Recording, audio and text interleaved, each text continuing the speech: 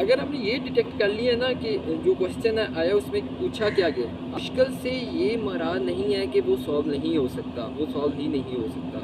ठीक, circular motion आ गया, इसमें से क्वेश्चन आते हैं सेंट्रीफ्यूगल फोर्स वाले, सेंट्रीफ्यूगल एक्सेलरेशन वाले। ठीक, अस्सलाम वालेकुम, उम्मीद करता हूँ आप सब लोग खैरियत तो ऑफिस से होंगे। This is one of the most demanding video how to solve physics and chemistry portion of प्यास टेस्ट। आपने जितनी भी वीडियोस प्यास के टेस्ट से रिलेटेड देखी होगी मेरी, उसमें मैंने अमूमन हर जगह यही बताया कि जो फिज़िक्स और केमिस्ट्री का पोर्शन होता है वो बहुत ज़्यादा मुश्किल होता है। मुश्किल से ये मराद नहीं है कि वो सॉल्व नहीं हो सकता, वो सॉल्व ही नहीं हो सकता। ठीक है, आज की इस वीडियो में हम देखेंगे कि जो मुश्किल है उसको आसान किस तरह से किया जा सकता है। टोटल होपफुली आपके पास 5 से 4 दिन बचते हैं। ठीक है, तो वीडियो को एंड तक ज़रूर देखिएगा। मैं बहुत ज़्यादा डिले कर रहा था इस वीडियो के लिए, क्योंकि प्यास के अंदर रहते हुए टाइम निकाल के एक स्पेसिफिक वे में वीडियो पहले तो रिकॉर्ड करना देन अपलोड करना अपने आप में एक बहुत बड़ी महारत है। तो आपसे यही एक रिक्वेस्ट है कि चैनल को सब्सक्राइब कीजिएगा, मेरे लिए एक मोटिवेशन है। ठीक है, मैं इंशाल्लाह इस तरह की मज़ीद वीडियो बनाऊँगा आगे। आपके पास मेरिट लिस्ट क्या होती है, मेरिट लिस्ट में जो मेरिट पोजीशन होते हैं वो क्या चीज़ें हैं, देन प्यास का मेरिट किस तरह फ्लक्चुएट होगा, आइदर इंक्रीजिंग वे में जाएगा, डिक्रीजिंग ट्रेंड में जाएगा, आगे जो जितने भी डिपार्टमेंट हैं उनका क्लोजिंग एग्रीगेट क्या होगा। इंशाल्लाह मैं इन सब चीज़ों के ऊपर वीडियोस बनाऊंगा। तो अभी के लिए यही है कि आप इस चैनल को सब्सक्राइब और शेयर ज़रूर कीजिएगा। ठीक है, ताकि मैक्सिमम लोगों के पास इंफॉर्मेशन जा सके। ठीक है,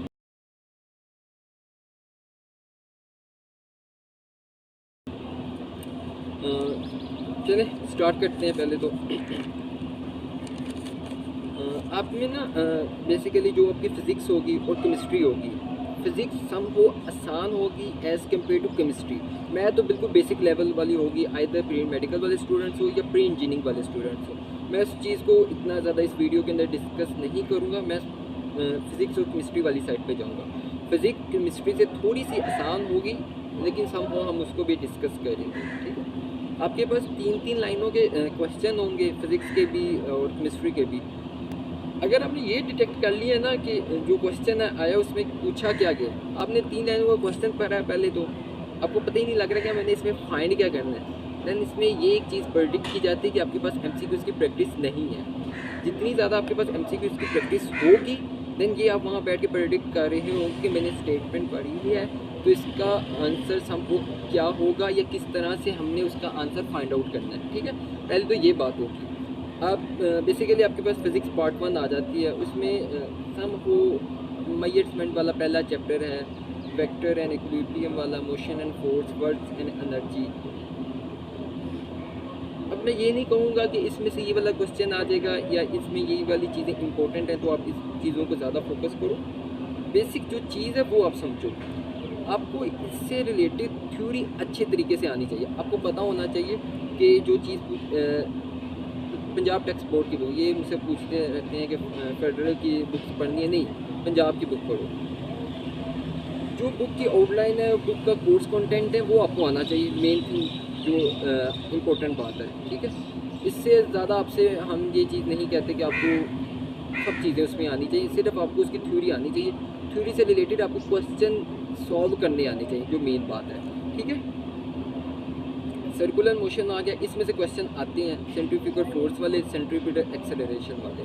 ठीक है, तो इसको ज़रा अच्छे तरीके से देख लेना। मेजरमेंट वाला चैप्टर इतना इंपॉर्टेंट नहीं है। इंपॉर्टेंट मैं ये नहीं कह रहा कि छोड़ दो, कंसेप्चुअली वे में आप छोड़ो। आगे ऑक्सीलेशन है, वेव्स वाला, फिजिकल ऑप्टिक्स इंपॉर्टेंट नहीं है। ऑप्टिकल इंस्ट्रूमेंट्स या आपके पास ये जो उनसे होते हैं माइक्रोस्कोप वगैरह या जितने भी ऑप्टिकल इंस्ट्रूमेंट्स हैं, ये थोड़े बहुत अच्छे तरीके से देख लेना। थ्योरी वाइज वहाँ से क्वेश्चन पूछे जा सकते हैं। 8 एंड थर्मोडायनामिक्स एक आपका चैप्टर है, 11 नंबर चैप्टर, तो इसमें से भी आते हैं। लेकिन मैं अगेन वही बात करूँगा कि ये आउटलाइन नहीं है। ये मैं ये नहीं बता रहा कि पेपर यहाँ से बन रहा है या यहाँ से ही बनेगा। सिंपल डैट वे कि आपको थ्योरी समझ होनी चाहिए कि F=ma बेसिक चीज़ है क्या। ये नहीं होना चाहिए कि F=ma mass and acceleration force, Newton second law. ये चीज़ें नहीं पता होनी है, उसकी बेसिक कंसेप्ट पता होना चाहिए कि ये चीज़ आई कहाँ से, वो ये लगती कैसे है। ठीक है, आपके पास उसके बाद आपकी पार्ट 2 आ जाती है इलेक्ट्रोस्टैटिक्स। बेसिकली जो आपने खुद भी देखा होगा कि जो प्याज का टेस्ट 1 हुआ है, इसी तरह प्याज का टेस्ट 2 होगा। मैक्सिमम चीज़ें आपकी जो कवर अप हो रही होंगी ना, वो पार्ट 2 में से ही होंगी, क्योंकि पार्ट 2 ही मेन चीज़ है। Current electricity, electromagnetism important chapter है, इलेक्ट्रोमैग्नेटिक इंडक्शन भी इंपॉर्टेंट है। अब इसमें से क्वेश्चन देखें ना, आपने टेस्ट 1 जिन्होंने दिया है ना, उन्हें पता होगा कि क्वेश्चन का थीम क्या है, ठीक है। लेकिन एंड पे मैं जाके इंशाल्लाह आपके पास एक पास पेपर को भी ना कोलैबोरेटेड वे में आपको डिस्कस करूँगा। देन आपको इंशाल्लाह इस काबल हो जाएंगे कि आपके से ना जो फिज़िक्स के ना 25+ यहाँ से ले लेंगे, फिज़िक्स में से, केमिस्ट्री में से भी इंशाल्लाह 25+ ले लेंगे आपको, ठीक है। अल्टरनेटिंग करंट वाला चैप्टर है, फिजिक्स ऑफ सॉलिड इंपॉर्टेंट नहीं है, इलेक्ट्रॉनिक्स वाला चैप्टर भी इतना इंपॉर्टेंट नहीं है, लेकिन आते हैं तो MCQs आगे। ये मॉडर्न फिजिक्स वाला, एटॉमिक स्पेक्ट्रा कुछ नहीं, न्यूक्लियर फिजिक्स के जो एंड वाले पेजेस हैं, जिसके पास आपके पास साइड बॉक्स बने हुए हैं, उसके अलावा आपके पास कुछ यूनिट्स वगैरह हैं, उसकी कुछ वैल्यूज़ वगैरह हैं कि ये किसके इक्वल हैं, इसको किस तरह कन्वर्ट कर ये पूछे जाते हैं। और ये बोनस आप समझ लें कि आपके जो मार्क्स हैं वो इसमें से आ जाते हैं, ठीक है। अब ये तो फिज़िक्स का हो गया। इसी तरह केमिस्ट्री सबसे मुश्किल हो गई है, ये मैं अभी भी प्रेडिक्ट कर रहा हूँ। और जब आप 21 जुलाई को बैठे होगे ना एग्जामिनेशन हाल, तब आप बैठ के ये चीज़ रियलाइज़ कर रहे होगे केमिस्ट्री बहुत मुश्किल है। लेकिन मुश्किल का ये हरगिज़ मतलब नहीं है कि वो सॉल्व ही नहीं हो सकती। हम बैठे भाई ये तो सॉल्व ही नहीं हो सकती, ये तो हम कर ही नहीं सकते। इसके लिए MCQs की प्रैक्टिस करें। एंड पे मैं इंशाल्लाह आपको एक चीज़ें बताऊंगा, इंशाल्लाह उससे भी आपको ना हेल्प हो जाएगी आपकी। पहले तो आपके पास इनऑर्गेनिक केमिस्ट्री आ जाती है। अगर टाइम कम है तो मैं कहता हूँ कि इसको छोड़ दो इनऑर्गेनिक केमिस्ट्री को, लेकिन सम वो चीज़ें आती हैं इसमें जो हैलोजेंस आगे, नॉर्मल गैसेस आगे, ट्रांजिशन एलिमेंट्स, ये इस ग्रुप का है, देन इसको इस तरह रिएक्शन करवाएं तो इसका जो फाइनल प्रोडक्ट वे में बनेगा वो क्या सही है। यहाँ से तो इनऑर्गेनिक केमिस्ट्री से ये चीज़ें आप क्लियर आउट हो जाएगी। देन आपके पास आती है ऑर्गेनिक केमिस्ट्री। मेजर जो पोर्शन है जो मैं समझता हूँ कि वो सम हो आपके पास यहाँ से ना कवर अप हो रहा होता है। ऑर्गेनिक केमिस्ट्री 7 नंबर जो चैप्टर है फंडामेंटल प्रिंसिपल वाला, वो सम हो इतना ज़्यादा इंपॉर्टेंट नहीं है। देन उसके बाद आपके पास इंपॉर्टेंट चीज़ें आती हैं, आपके पास एलिफेटिक आती है, एरोमेटिक हाइड्रोकार्बन आते हैं, अल्कलाइल लाइट्स वगैरह आते हैं आपके पास। उसके बाद आता है जो मेन चीज़ अल्कोहल और फिनॉल वाला, वो जो ईथर वाला जो कंसेप्ट है ना आपके पास चैप्टर की कंटेंट है, इसमें से मैक्सिमम चीज़ें बनती हैं। तो देन ये नहीं होता कि जैसे आपने चीज़ रियलाइज़ कर ली है कि प्याज का अपना स्वैग है। यूडी में भी इस तरह के MCQs नहीं आएंगे, आइदर GK में भी इस तरह के MCQs नहीं आएंगे। देन आपके पास नस में भी इसी तरह के MCQs नहीं आएंगे। फास्ट, कॉमसर्ट, NTS, नेट, किसी जगह पे भी इस तरह के MCQs नहीं आएंगे। ये MCQs बनाते हैं बहुत मज़े के बनाते हैं, ये तो डिसाइड कर रहे होते हैं कि आप दूसरे बच्चों से कितना ज़्यादा मुख्तलिफ हो, ठीक है। तो फिनॉल वाला देखो और ईथर वाला देखो, आगे कीटोन्स, एल्डिहाइड, कार्बोक्सिलिक एसिड, मैक्रोमॉलिक्यूलर्स वाले को आप छोड़ दो, ठीक है। केमिकल इंडस्ट्रीज इन पाकिस्तान, उसको भी छोड़ दो। आगे इन्वायरमेंट केमिस्ट्री, हर जगह ये चैप्टर नहीं करवाया जाता कॉलेज लेवल पे, अगर सब को करवाया गया है देन थोड़ा बहुत देख लो, ठीक है। बुक की आपको लाइनें आनी चाहिए, सही है। पेपर मुश्किल नहीं होगा, मैं अगेन कह रहा हूँ पेपर मुश्किल नहीं होगा। हम लोगों ने केमिस्ट्री पढ़ी ही नहीं, और सच बात है हम लोगों ने केमिस्ट्री को इस तरह पढ़ा ही नहीं। नर्स में है केमिस्ट्री बहुत आसान आती है, उसमें पोर्शन कम होता है, देन हम पढ़ते ही नहीं। यूडी में सम हो आसान होती है, हम कहते हैं कि क्लियर आउट हो जाएगी। प्यास में भी ऐसा, ठीक है, प्यास में भी ऐसा। केमिस्ट्री आपने अगर दिल लगा के पढ़ी हुई है ना, तो देन आपके 27 में मार्क्स आएंगे, 28 में मार्क्स आएंगे, तो मुश्किल हो। अच्छा, इसी तरह भी मैं पार्ट 2 का बता दूँ कि पार्ट 2 में भी ये गैसेस, लिक्विड, सॉलिड वाला चैप्टर है, केमिकल बॉन्डिंग है, थर्मोकेमिस्ट्री है, आगे कैटालिस्ट एंड वाला चैप्टर है, वो वहाँ से बहुत आएगा। आगे आपके पास इलेक्ट्रोकेमिस्ट्री वाला एक पूरा आपके पास एक टेबल बना हुआ है, ये आपको चीज़ें आनी चाहिए, केमिस्ट्री याद होनी चाहिए। जो बात है कंसेप्ट नहीं है, केमिस्ट्री आपको याद होनी चाहिए कि ये चीज़ कहाँ कैसे लिखी हुई है, ठीक है। अब तो ये एक पूरा हो गया, अभी ये मैंने बता दिया, अब बात समझते हैं कि करना किस तरह से, ठीक है। केमिस्ट्री आएगी, बहुत मुश्किल MCQs आएंगे, लेकिन जब मुश्किल लगेंगे ना तो आपके पास दिमाग में आइडिया क्लिक करेगा, ये चीज़ मैंने इस जगह पढ़ी ही हुई है, ठीक है। आप उसको उस वे में ब्रेनस्टॉर्मिंग करेंगे अपने दिमाग से, देन आपको उस वे में पहुंच जाएंगे। जब आपको पता ही नहीं ये चीज़ कहाँ से आई, आपने 3 लाइनों का क्वेश्चन पढ़ा, आप कहेंगे यार ये तो आउट ऑफ सिलेबस है। वहाँ अक्सर बच्चे ये कहते आउट ऑफ सिलेबस कोई चीज़ नहीं है, सब चीज़ें वहीं से बनी गई हैं, लेकिन मसला ये है कि आपने केमिस्ट्री पढ़ी ही नहीं। केमिस्ट्री को अच्छे तरीके से पढ़ें, 30 बड़ा 30 मार्क्स भी आएंगे। मैं ये बैठे हवाओं में नहीं बातें कर रहा हूँ, सच बात कर रहा हूँ। केमिस्ट्री को अच्छे तरीके से पढ़ो, ठीक है। बेसिक चीज़ ये है कि जब चीज़ मुश्किल लगे तो उस पर ये नहीं होना कि यार ये चीज़ सॉल्व नहीं हो रही।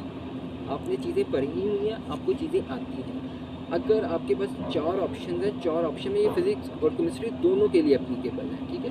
मैं मुश्किल को आसान करने की कोशिश कर रहा हूँ। पेपर मुश्किल होगा, लेकिन ये नहीं है कि हम मुश्किल हो तो हम हाथ उठा के बैठ जाए भाई ये पेपर सॉल्व नहीं हो सकता, देन हम नहीं इसमें गेन कर सकते 60 में से आउट ऑफ 50 प्लस, ये नहीं है, ठीक है। अभी मैं आपको बताता हूँ।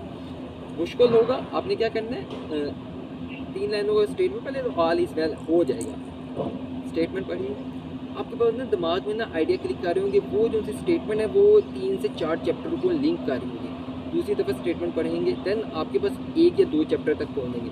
उसके बाद आप 1 चैप्टर पे पहुँच जाएंगे, तीसरी दफ़ा जब स्टेटमेंट पढ़ेंगे, देन आप उस लाइन पे पहुँच जाएंगे कि जिस जगह आपने वो लाइन पढ़ी है। आपने पढ़ा होगा कि ईस्टर इस चीज़ से बनता है, ईथर इस चीज़ से बनता है, सम वो मैं कंसेप्चुअली वे में बता रहा हूँ कि ये इस जगह पे आपने चीज़ें पढ़ी हैं, लेकिन आपको उसका एग्जैक्ट आंसर नहीं याद, उसका एग्जैक्ट वैल्यू नहीं याद, लेकिन आपको वहाँ से कुछ रिजेम्बलेंस है दिमाग में, देन आपने उसका आंसर प्रेडिक्ट कर लिया कि ये 24 MCQs का आंसर है बी, देखो ये है, ठीक है। मुश्किल को आसान है, यहाँ बैठ के कह दो भाई ये तो नहीं, ये सॉल्व ही नहीं हो सकता, ये तो हमने पढ़ा ही नहीं, ठीक है।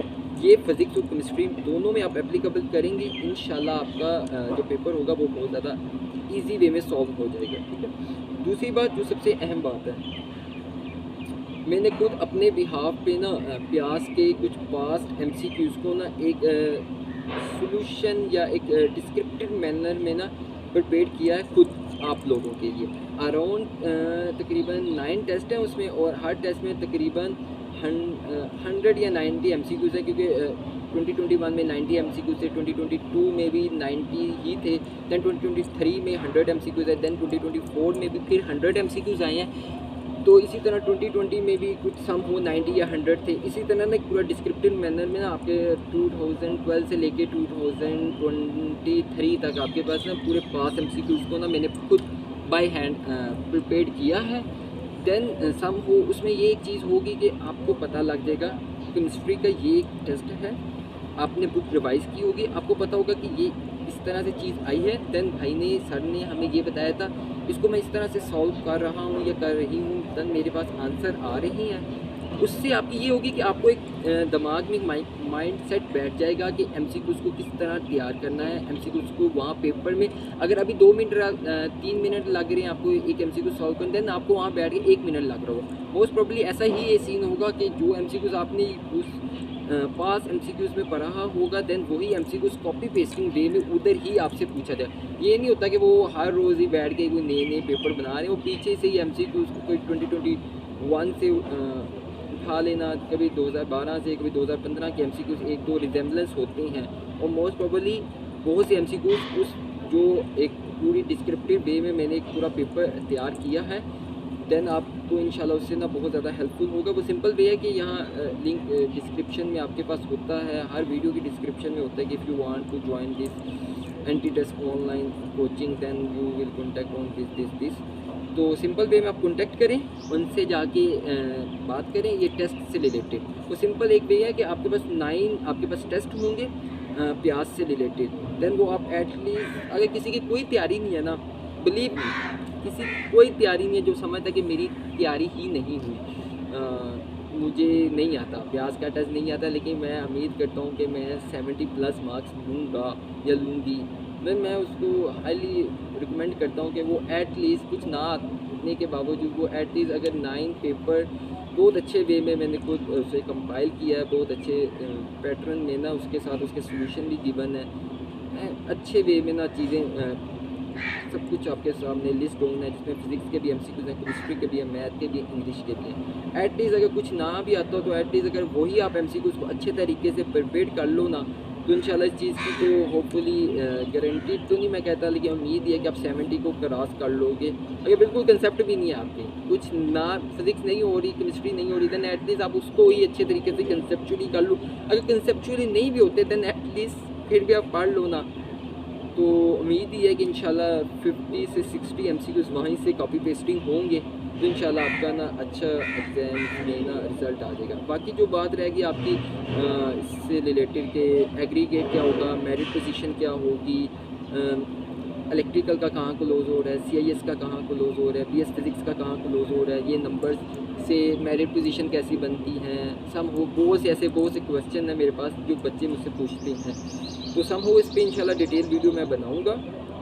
अभी के लिए यही है कि आप सब पे एक चीज़ फ़र्ज़ है कि आप चैनल को सब्सक्राइब करें। आप देख के चले जाते हैं, चैनल को सब्सक्राइब नहीं करते, ठीक है? तो इसको शेयर भी कीजिएगा। ओके फिर, अल्लाह हाफ़िज़।